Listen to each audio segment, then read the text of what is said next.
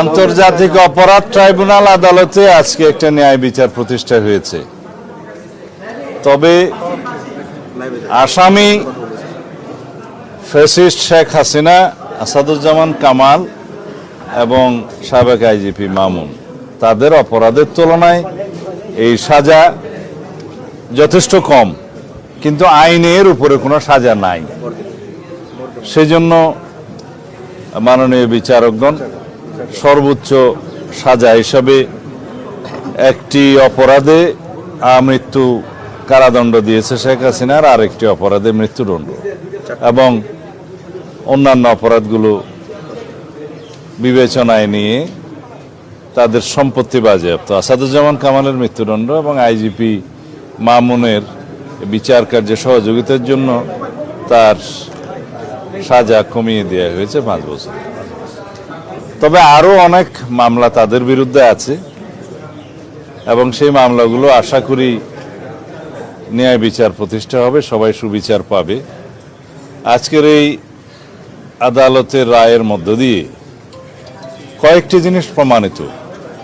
Fascist স্বৈরাচার যত শক্তিশালী হোক, যত দীর্ঘদিনই রাষ্ট্র ক্ষমতা অবৈধভাবে পরিচালিত করুক, ক্ষমতা ভোগ করুক, তারা একদিন না একদিন আদালতের কাঠগড়ায় তাদের দাঁড়াতেই হবে।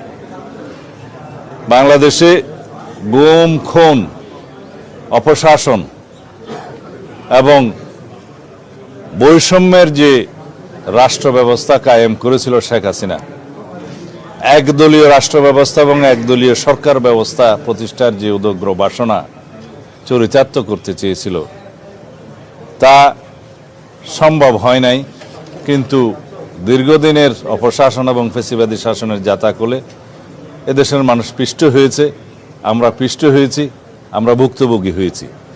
এই দেশের উন্নয়ন অগ্রগতি বহু বছর পিছিয়ে গিয়েছে। আমরা আর পিছনের দিকে তাকাতে চাই না।